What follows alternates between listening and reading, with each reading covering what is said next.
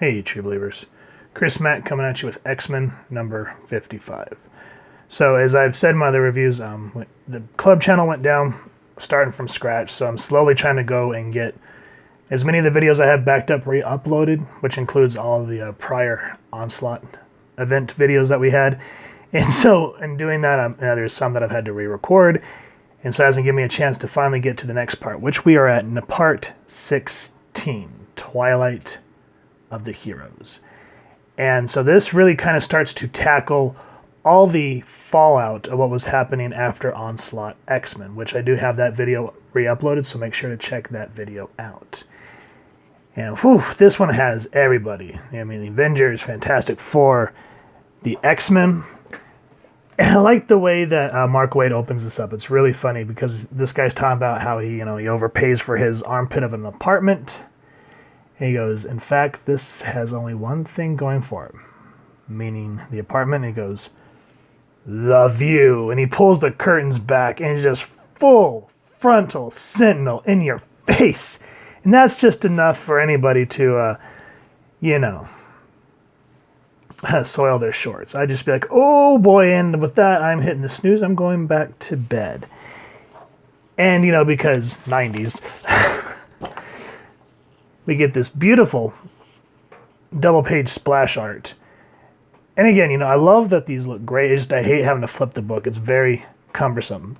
But you see all of these Sentinels streaking across the New York skyline. And great work by Adam Kubert and his art team. So speaking of which, this book is called Invasion. And let's go ahead and give credit where credit is due. Mark Waid's the story. Joe Rosas is doing the coloring. Andy Kubert, doing pencils. Malibu doing the enhancements, Richard Starkins and Comicraft doing the letters, and then of course Bob Harris at this time was the editor-in-chief, and the print date on this book was August 1996. And so just really, really enjoy that, because in the sense, there's simplistic, but it's dynamic, simplistic of the way they did the skyline. Great work, and then of course the Sentinels are where your eyes are drawn, and just seeing them take over New York like that, you're just like, whew, and you're wondering, well, where'd these Sentinels come from? Go back and read Onslaught X-Men. I didn't get into it because I didn't want to spoil the book, but I figure we're moving forward. But at the end of Onslaught X-Men, we are introduced to the Sentinel Factory, and a single word says Onslaught, and you see all of them start to activate. And so, with that said, we are now treated to another double-page splash, and we get all of the heroes, and it is gorgeous for this time. And Cap says, I see Xavier's found his soldiers. And so what he's referencing there for the readers is when that Onslaught, and we saw all the Sentinels connecting back in that book, Onslaught is taking control of all the mutant killing machines. And what I like here is Bobby says, Onslaught. Call him Onslaught. He's not the professor we knew. Not anymore. So you see that they're reluctant to want to go forward with this, but they have to. And then they're explaining how the Avengers found Joseph, which if you're curious about that, go read Avengers number 401.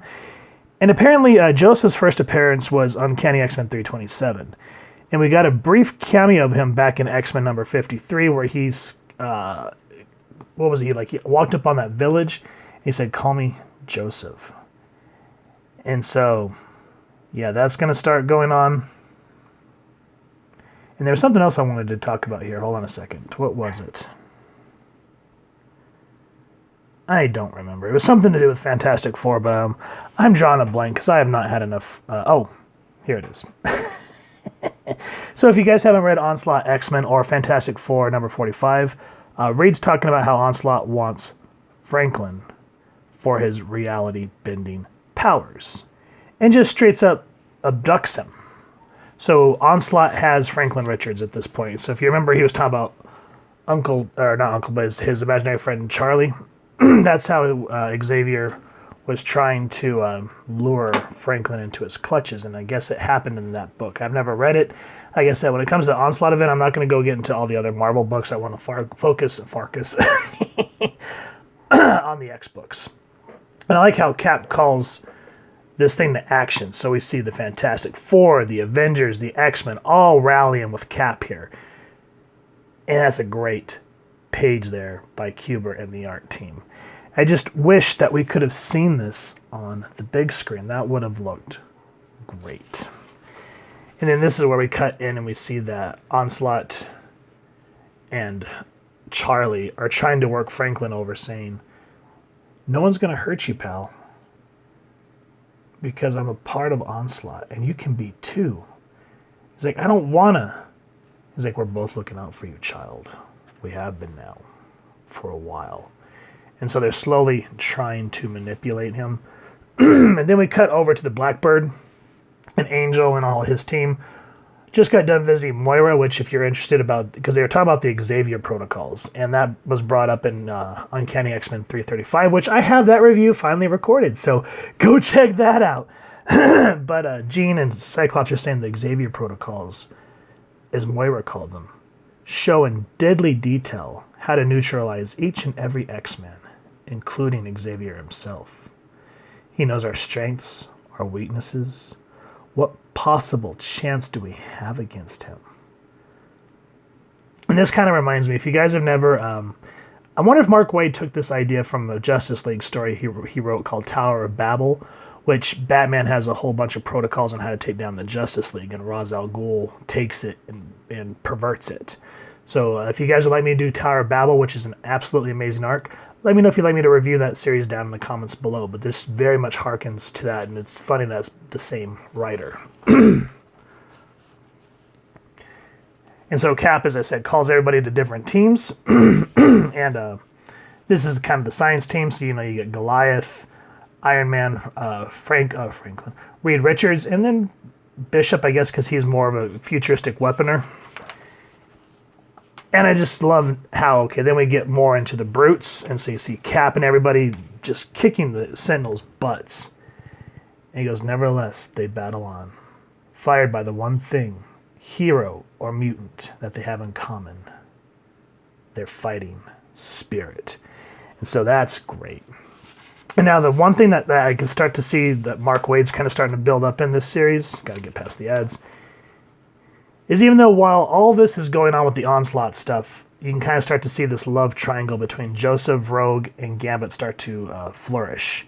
And I can't remember the issue number off the top of my head, but Rogue, way back when, ended up in the Savage Lands. And I think her and Magneto started to kind of have something. And that was right around the time Jim Lee came onto the book with Chris Claremont. It was an Uncanny X-Men issue, and it was like 2-something. I can't remember. If you guys can remember, let me know. But I think that's kind of what they were going for here, is kind of to go back towards that stuff. Now, while all this is going on, there's a flash across New York, and a citadel arises. Now, you can't tell me that this does not look akin to Apocalypse's citadel from the Age of Apocalypse. Speaking of which, I will get those videos re-uploaded, because I had all the number ones, and, well, things happen, so sorry, guys. I will get there. And we see Onslaught talking about how he's ready to impose his will upon the world, and there is an explosion. This kind of looks like something you'd see in Terminator 2 Judgment Day, the way that thing hits.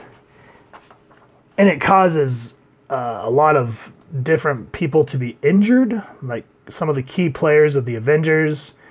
And then we see the Blackbird go down. And it's just really a trip how Onslaught's just able to dispatch everybody, just boom. But we kind of saw that in Onslaught X-Men, but at that point, Onslaught wasn't fully powerful yet. So yeah, interesting book, guys. Lots of stakes are raised. Makes you want to read more to see what happens. And then I like that Waid kind of takes the thread of Gambit and that love triangle, and that's going to kind of be a plot point for future stuff.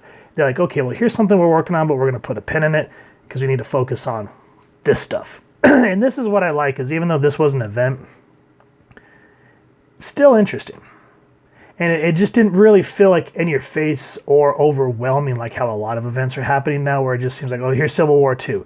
Here's Secret Wars. And the list just goes on. As where this one at that time, it kind of felt like this was really just the only event.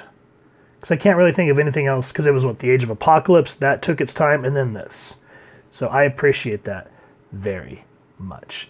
So if you guys want to kind of see what happens with the rest of this book and what Onslaught's doing and how they're trying to manipulate Franklin Richards, please make sure to support your local comic shop. And at the time of this recording, if we're all still, you know, cooped up, make sure to call your LCS, local comic shop, and see if they can either deliver it to you, mail it to you, or some shops are doing curbside service as well.